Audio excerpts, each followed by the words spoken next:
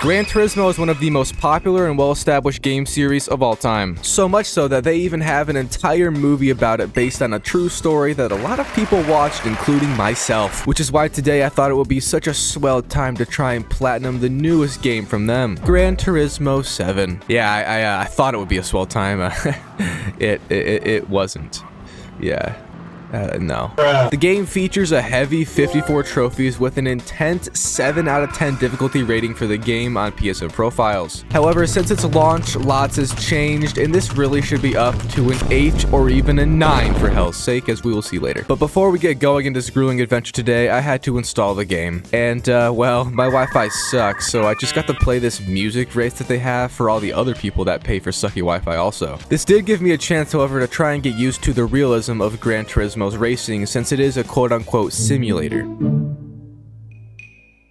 which is very opposing to the typical racing game experiences I've had prior, like Forza and Need for Speed, where realism, you know, sort of leaves the chat after a while. Also, this is my first time ever playing Gran Turismo, if you're wondering. But when I was just vibing in this music race, I ended up getting the first trophy of the day, as a matter of fact, for passing more than 5 people in a single lap. Now, I was not expecting this because we aren't really even in the game yet, and I would then spend another hour straight racing because my Wi-Fi is actually awful. So make sure to drop a like and subscribe right now so I can get better Wi-Fi in the future.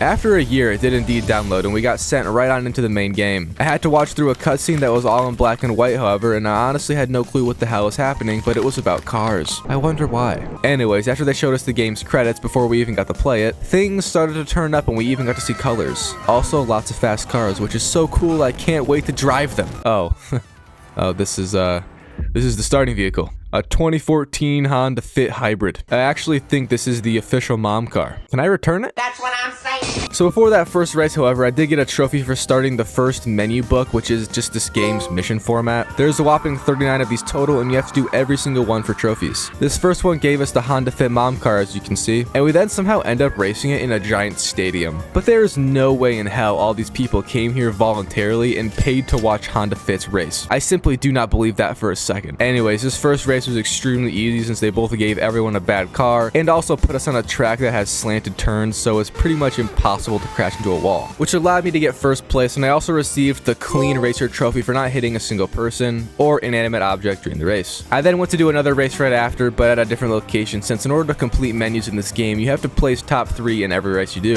and each menu has 3 races usually, unless there's like a special thing happening. But on this next race, it was quite a bit more difficult, and the poor Honda Fit mom car was struggling to keep up with everyone else. In fact, I was checking my rear view mirror so much I almost crashed into an old woman, but thankfully I didn't and won the race. And my poor racing abilities actually helped me here because I got another trophy, but this time for only winning a race with less than 0.5 second lead. And that was all the races for the first menu, so when I returned to the cafe in order to, you know, continue the story, I got a trophy. The next menu then introduces you to the License Center, which is the most horrible, godforsaken, disgusting, putrid place I've ever walked into in my life. I've actually never felt so abused by anything else before than this license center. Essentially, there's 5 different licenses to get in the game, ranging from National B to Super License, and each tier, we'll say, has 10 different time trials you need to beat. Also, some of these even the AI can barely get. So if that doesn't tell you how hard they are, I don't know what will. And to make this place even worse, they upped the difficulty since launch in a previous update, making pretty much every single time harder to achieve than before. Now, since we are here, I decided to just play through them all and see how many I could get done before breaking a controller. As you can imagine, I struggled a lot because, as I just said, the times are like insanely strict and you basically need to be perfect to get gold, which is required on every single one. But a single time trial stood out while I was here in the beginning, and it was one in this nice, beautiful wooded area with an absolutely disgustingly horrible car. I have no idea what the fucking Abarth is, but it sucks. I swear, this time trial quite literally made me want to die, and we are only 2 hours into this game. Anyways, enough of me complaining. I did get a trophy while here, but not for winning, no.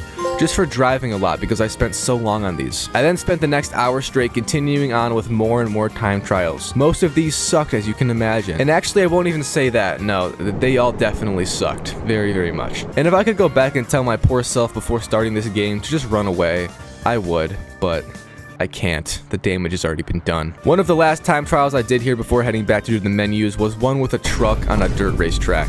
You can probably guess how this went. Yeah, it was a lot of fun. In fact, I would highly recommend it to anyone having a good day because it will definitely improve your well-being and not make you extremely frustrated and dissatisfied with life. Okay, so I finally gave in with the time trials and started up more menus at last. Now, to be honest, you don't really get a ton of trophies with the menus right away, and it does indeed take a while to get any more. So I'm just gonna speed through and talk a little bit about each menu since these first ones aren't very difficult at all. But the third menu was all about the Mini Cooper and compact cars. Now, being American like I am, I have never once seen a Mini Cooper in America, so in my opinion, they might be the dumbest looking car ever. Okay, now that I've offended every British person, we can move on to the next trophy, which is actually gotten right after finishing menu 3 and unlocking the tuner shop. So in menu 4, the only objective is to buy a tune for your mom car. And I did that since you have to, but I would have rather spent those credits on child support instead of pimping out this hybrid piece of ass. We then got a menu after that where you are after a Honda Civic this time, which is the official first car of teenagers, I'm pretty sure. But I was on one of the races for it and I ended up winning by so much I got a trophy to flux my ego even more than it already is. And then in another menu, a few races later, I ended up with 10 podium finishes total in the game, which is another trophy. And speaking of 10s, I did also race on 10 different maps and got another trophy for that, which is cool. I should also mention that these trophies I'm burning through right now are pretty spread out, and the next one I got wasn't for another 4 hours of gameplay later. Also, it is worth mentioning that the only hard part about these menus is the fact that you start in last place in every single race. But that isn't a problem until the final few menus, which are actually difficult. So yeah, the next trophy was for buying aerodynamic parts, whatever the hell that means. I then continued on yet again with the menus for another 2 hours and ended up getting so bored of driving in circles with NPCs that I decided, hey, let's do that but with real people in the online version of this game, which is called Sports Mode, and it's literally just online racing if you couldn't tell. The only thing different about this mode is that you do get penalized for crashing into other people and also going off course. However, crashing into other people and seeing them crash into other people is by far the most hilarious thing this game has to offer, and I did indeed enjoy doing some tomfoolery here and there. You also do get a trophy for playing the first match of Sport Mode, and fun fact, there is a trophy later for doing 50 matches total on this mode. Anyways, the fun times had to end and I headed back over to the dumb menus, and I landed on this one menu that has us do a circuit race, which is like the license center, except this one doesn't abuse you, and instead it's pretty lenient on the times. You also don't need to get gold in them all for a trophy, and bronze will suffice, which is why I got a trophy pop right after finishing the first one they make you do. Another menu later also required you use a truck to race in it because apparently we ended up in the countryside of America. No idea how that happened. And I actually got a trophy for buying one, so my money wasn't completely put to waste after all. We also finally got to play a fun menu for once, which is a first, and it was literally just this ginormous track that you can go insanely fast on, and I ended up reaching over 200 miles per hour in this Camaro, which gave me a trophy. Now, speaking of Camaros, I also took mine to the shop and made it into a wide body for shits and giggles, which gave me another trophy pop, and that's epic. Alright, well, I've literally been grinding menus for over 15 hours now and I want to cry, but I did so many and got so many cars that I now have over 50 cars in my garage and got a trophy. But thankfully we only have a few menus left to do until we are done. Sadly, this next menu was for whatever reason just agonizing. I spent 2 hours on this one alone, by the way. It was menu number 33, Championship World Touring Car 600. This is one of those special menus, as I like to call them. It basically features a few races in one single tournament, I guess you could say, and the points add up each round for whatever place you finish in, obviously having to place top 3 to win. And wow, look at this epic awesome cutscene. It looks so warm and sunny and good conditions to race in. Oh, is this the first race? Alright, that's enough of Gran Turismo 7. Oh my god!